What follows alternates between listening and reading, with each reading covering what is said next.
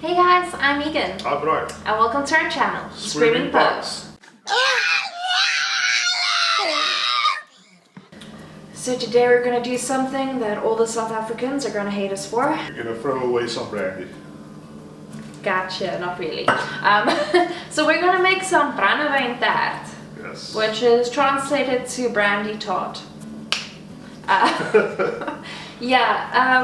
We're living in South Africa, which means that we are not allowed to have alcohol. Currently, we're not allowed to buy it with the lockdown and everything going on. This is the second time we're not allowed to do it, so everyone's like kind of being careful to not waste. Luckily we stocked up with some supplies for ourselves. Yeah, it's great not being an alcoholic. Okay, so this pudding is also going to be like a two-parter, like the waffle pudding. First you're going to make your pudding, and then after that you're going to make actually your basting or your sauce for it.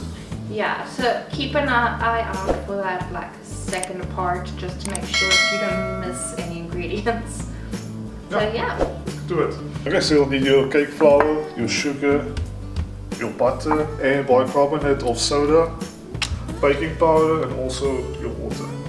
Okay, so the first step of all of this would be to take your dates and take your cup of water and put them together in a pan. Basically the idea is just to like soften these up. So I'm just gonna break them into my pot here. You want to keep it in here until it's like completely soft and it's boiled, and then we're gonna let it cool down. So this might take a while. Okay, so that's 1 cup of water and 250 grams of pitted dates. I guess you can use other dates, but like then you just have to like de-pit them yourself. So we're just gonna let this simmer for a while until it's nice and soft, and then we'll move on to the next step. Okay, so these dates like got soft really fast. I wasn't expecting it, and I didn't think it was gonna turn into mush, so I'm glad about this because I was wondering what was gonna happen.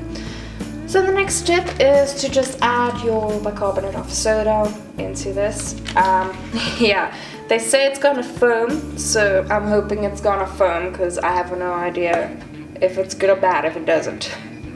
Are we making pudding or a science experiment? Yeah, like it's doing the foam thing.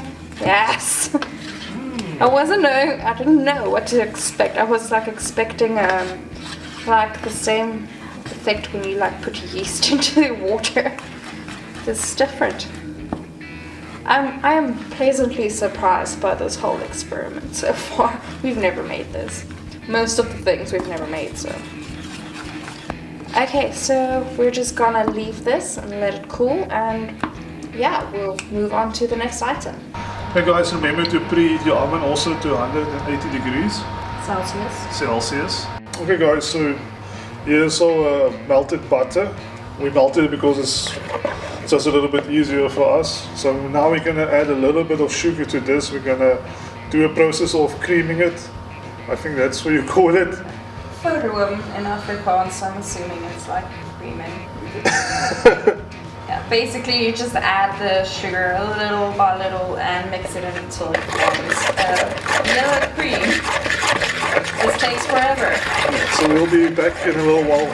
Okay guys, so this is pretty much our butter creamed.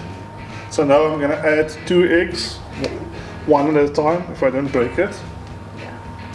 I'm waiting for the shell to get in too. So yeah, now I'm just gonna whisk this in. Well done. Perfect, I'm getting better. You are getting better at this. So I'm just gonna whisk this in. And when this is whisked in, I'm gonna add another one. Egg number 2.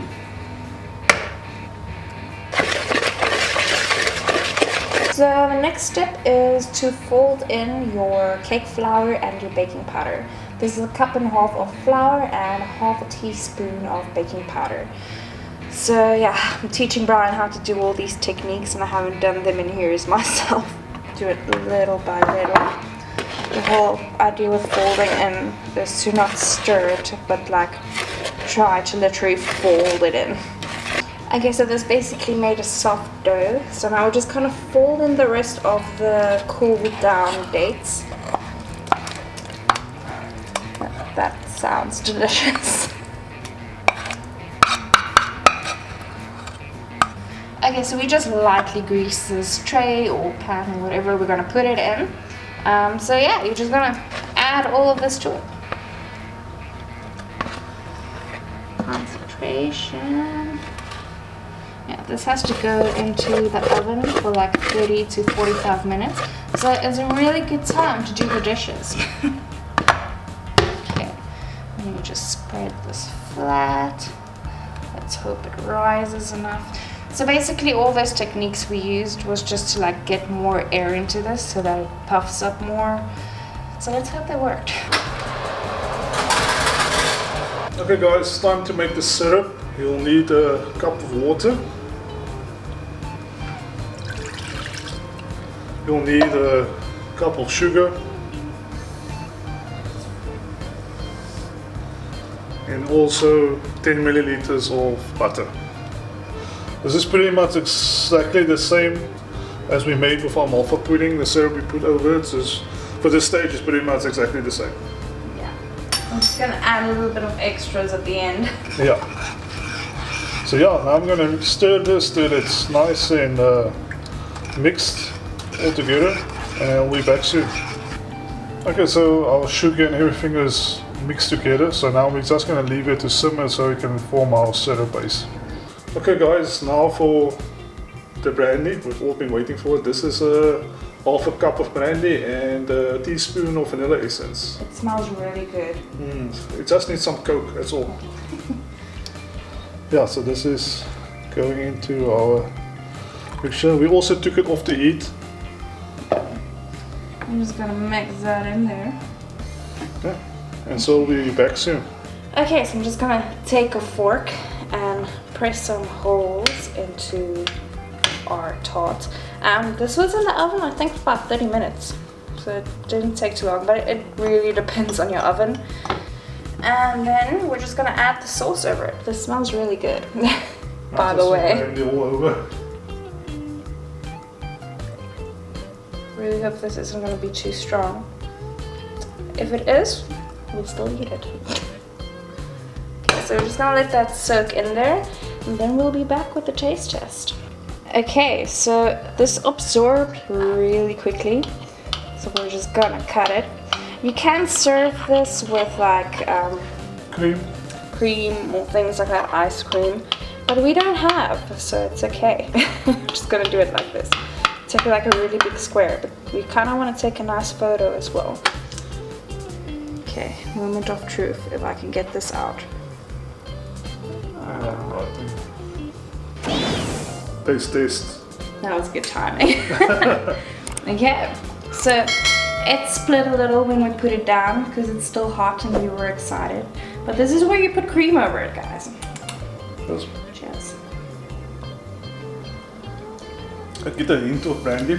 Yeah, it's not overwhelming at all. I was kind of expecting it to be super strong. It's actually pretty nice. Yeah, I think we just with a little bit of cream. Or ice cream. Oh, ice cream also. For ice cream. Also, if you guys want to make a non-alcoholic version of this, you can actually replace the brandy with some orange juice. We didn't do that because we wanted to do the alcoholic version. But fun fact, if I'm right, I heard this long ago, but if you heat up alcohol, basically it kind of loses the making you drunk part of it. Kind of, depending. So hopefully this won't make you drunk if you eat an entire one. Who knows? We'll find out. Okay, thank you guys for watching our newest video. Yeah, we hope you guys enjoyed that one. My mouth is tasting like so much brandy right now. And also guys, throw us a like or a comment or maybe any questions you have how to make it so we can specify something to you. We'll gladly help. And also subscribe to us if you like our videos. As well, like, let us know what else you would like to see us make. We have a couple of requests. We're just waiting for like things to fall into place to start with them. Keenan, this is for you. Yeah, giant nachos coming, guys. Cheers, guys. Bye.